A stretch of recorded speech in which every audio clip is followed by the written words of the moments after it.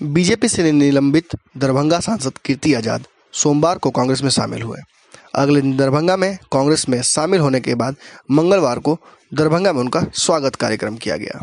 कार्यक्रम में पहले तो मंच टूटा, फिर आजाद ने जुबान फिसल दी। कार्यक्रम में पहले तो मंच टूट गया, फिर बाद में कीर्ति आजाद की जुबान भी फिसल गई। उन्होंने ऐसी बात कही जिसने नए विवाद को जन्म दे दिया है। कीर्ति ने कहा कि पहले पोलिंग बूथ लूट होती थी और वे भी बूथ लूटा करते थे। इतना ही नहीं, उन्होंने कहा कि 1999 के लोकसभा चुनाव में उनकी जीत सुनिश्चित करने के लिए बूथ लूटे गए थे। सार्वजनिक सभा में संबोधित करते हुए कीर्ति आजाद ने खुलासा किया कि उनके पिताजी के समय भी बिहार में बूथ लूट होता था। कार्यक्रम और समर्थकों में उन्होंने जोश भरते हुए कहा कि आप लोग मेरे पिताजी के लिए बूथ कब्जा करने का काम करते थे और 1999 में भी किया था। दरअसल उस समय बैलेट से चुनाव हुआ करता था।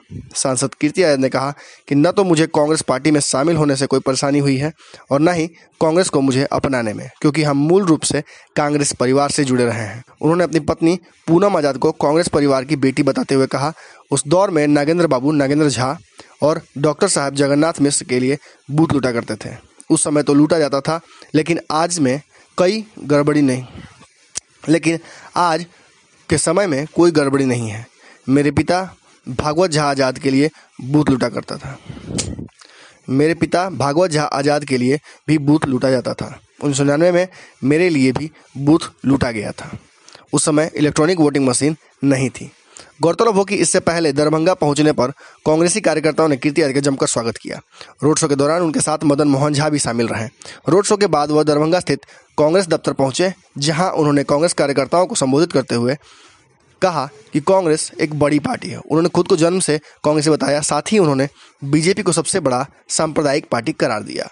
आपको बता दें कि कीर्ति आजाद ने बीजेपी छोड़ कांग्रेस का दामन थाम लिया है। पहली बार दरभंगा पहुंचे सांसद कीर्ति आजाद का कांग्रेसी कार्यकर्ताओं ने खूब गर्मजोशी से स्वागत किया, लेकिन कीर्ति आजाद जैसे ही बिहार कांग्रेस अध्यक्ष मदन मोहन झा के साथ मंच पर गए, अचानक धराशायी होकर मंच टूट पड़ा, जिसके बाद कई कार्यकर्ता और नेताओं को चोट आई। हालांकि इसमें कोई हताहत नहीं हुआ और सभी बाल बाल बच गए।